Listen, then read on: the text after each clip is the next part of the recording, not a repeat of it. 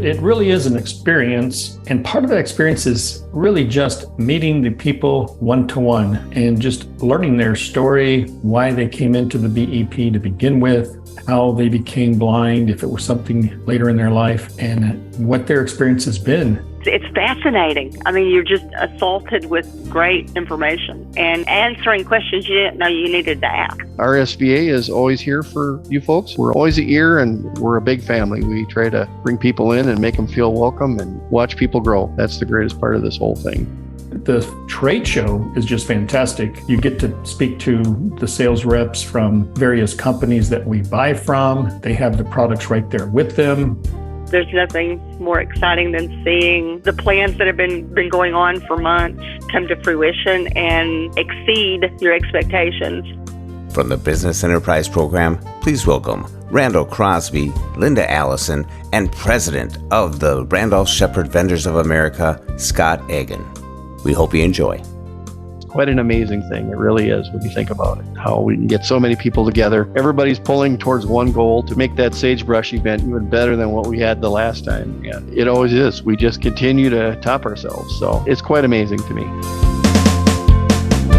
Welcome to Blind Abilities. I'm Jeff Thompson, and today, episode 3 of the Business Enterprise Program. We will call it BEP most of the time. And today with me is Scott Eggen. How are you doing, Scott? I am doing fantastic. That's great. Could it be the weather? That definitely helps. Yeah, the snow's off my deck, so I'm living the big life now. That's great. Randall Crosby, all the way down there in Florida. How are you doing? Doing great. And we are having an extremely rainy day here in Florida. Thunderstorms with lightning and rain, but it's beautiful otherwise. There you go. Linda Allison, down there in Tennessee. How are you doing? Doing well. It's been a beautiful but cloudy day. 78 wonderful degrees and no wet stuff at this point. Well, great. I'm glad all you can make it back here. Episode 3, and we're going to be talking about Sagebrush. This is a convention, a conference where people from across the United States, even Puerto Rico and some other outlying territories, far-reaching, and they all get together in Las Vegas at the Golden Nugget, and they call it Sagebrush. And I attended there one time, and it's just a eclectic group of people from all different types of businesses,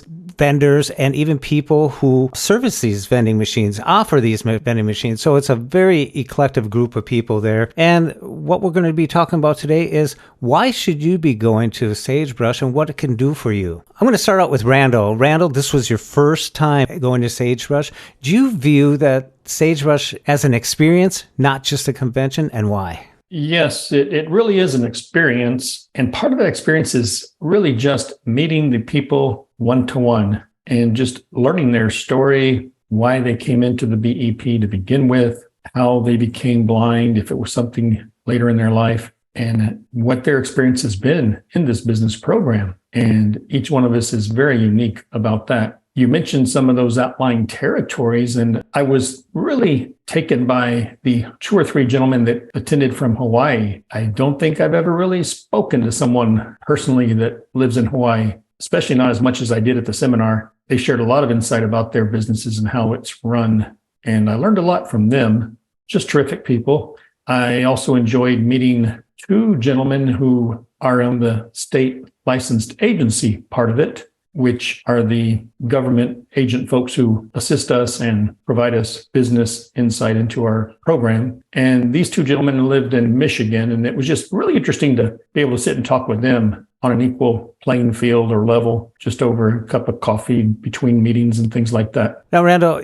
you've been in it for quite a few years. Reflecting back to when you first started, why should someone that's new to the Business and Enterprise Program look forward to or entertain the idea of going to Sagebrush? Yes, I've been in a number of years, and it took me a while to go to my first convention there at Sagebrush, but I think a new person would benefit a lot from doing this. They'll really expand their horizons so much quicker. The trade show is just fantastic. You get to speak to the sales reps from various companies that we buy from. They have the products right there with them, vending machines, companies that sell the machines to us and that repair the machines. We can ask questions and get those questions answered. Just a number of different companies that are there. Also, the companies that provide visually impaired assistive technology, all those types of things. Cool. Linda, you attended this year virtually. What was that experience like for you? And I'll get back to you, Scott, because this is the first time you led the meeting, but were there in attendance and had the people like Linda attending virtually. So, Linda, what was it like for you?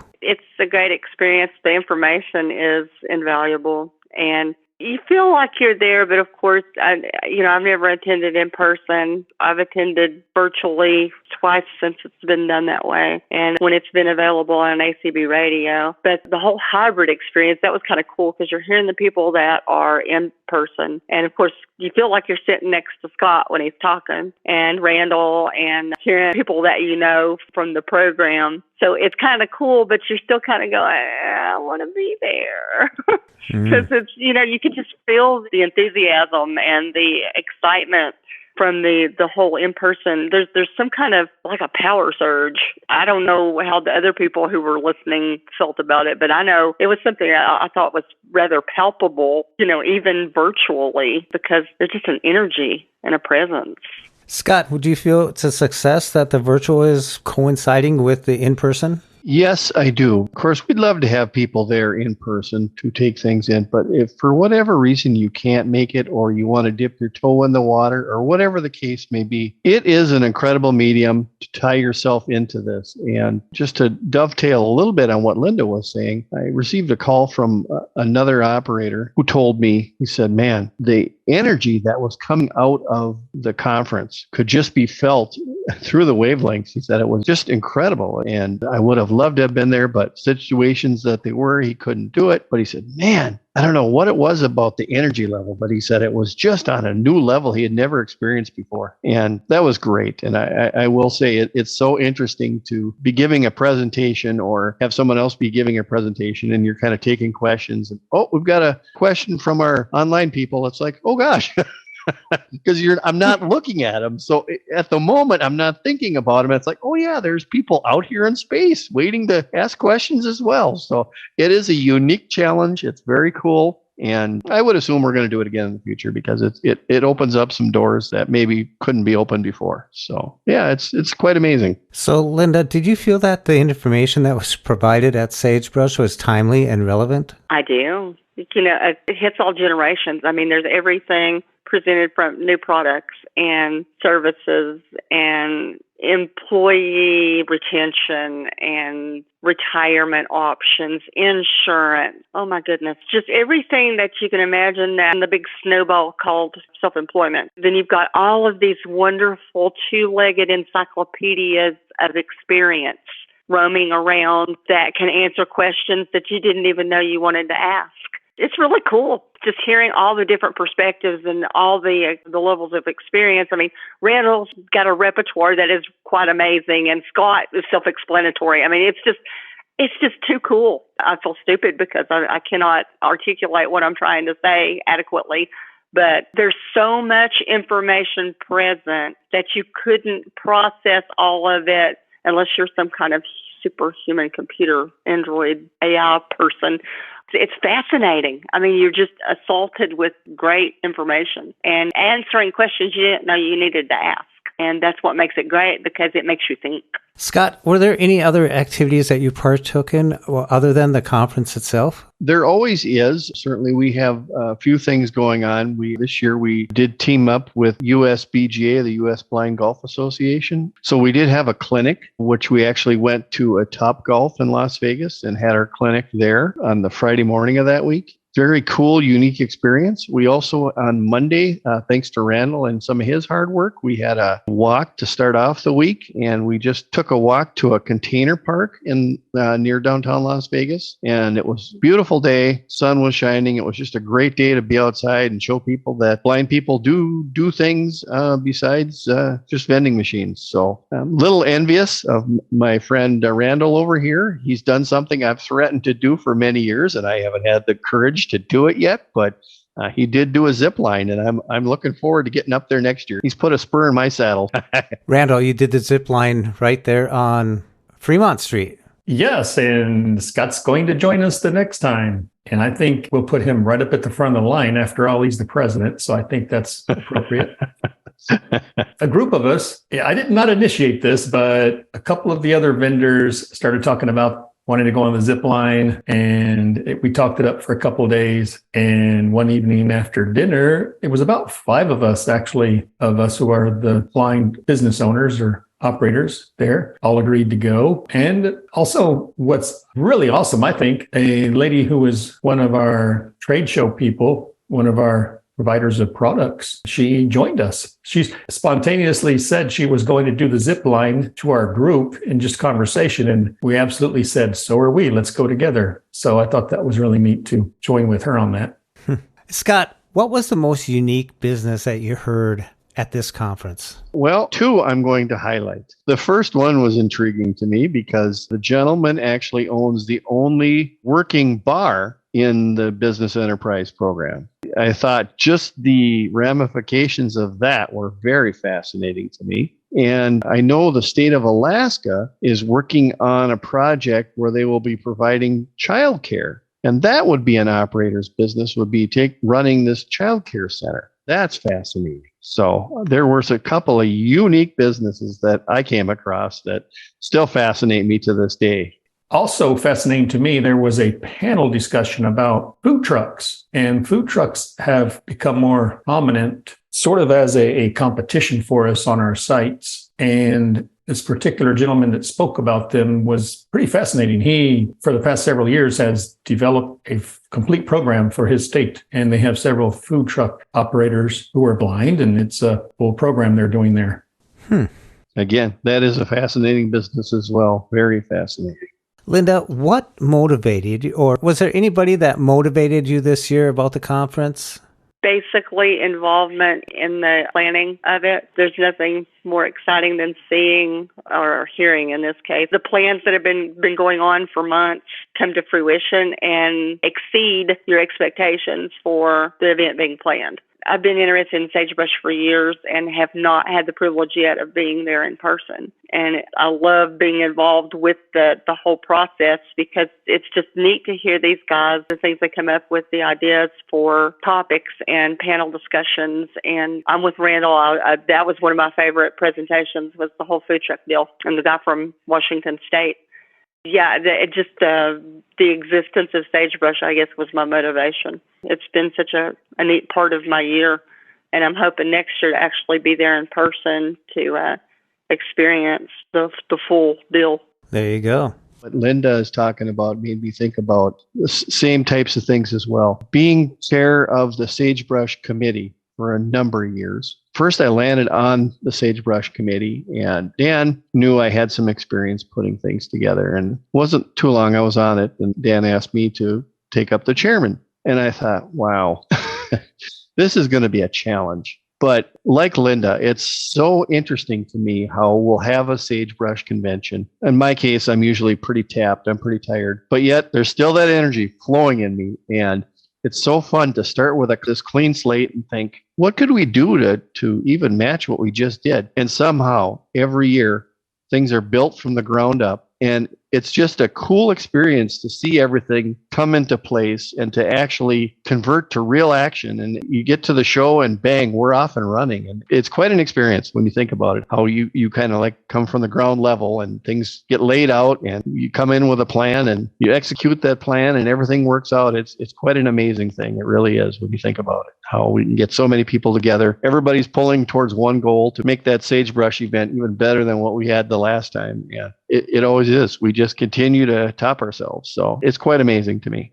Yeah, on this topic, Artis Bays, our vice president of Randolph-Sheppard Vendors of America, does an amazing job working with Scott months before this even happens, planning the agenda, the all-important agenda, continually adding to it. Weekly, we get updates, those of us on the committee and on the board, Linda and I and others, and it's just watching it being built and all the phone calls and emails going out to obtain these speakers for this event and the trade show people. A lot of work goes on behind the scenes for that. And then for me, being there my first time to see a certain person who is unofficially involved in the whole process And especially once they're there, I'm speaking of Scott's wonderful wife, Isa, who honestly just worked side by side, the two of them. They'd be down there to greet my wife and I at 7:30 in the morning, already there for breakfast. We'd all gather for breakfast. And I must say the food was really amazing. Well done on that. All planned by the RSVA committee with the direction of Scott and artists. And then from the morning through the entire day on into the night, late evening, Scott and Isa worked hard, being hands-on right there all the time, available for every situation, question, or fortunately not too many, I don't think, fires to put out or emergencies, but I'm sure there were more than I would know about. But Artis unfortunately couldn't make it in person, but again, she was like Linda, virtual. And to me, from being there, it felt just like Linda and Artis and everyone else were right there in the room with us as well. Well, if you have ever noticed, Scott never speaks while Isa's drinking water. You know that? I'm just kidding. Yes, they make a very great team. Now, Scott, as you mentioned, you start with a clean slate. 2024 is around the corner. And are there any changes that stood out or new events that you want to bring to Sagebrush 2024?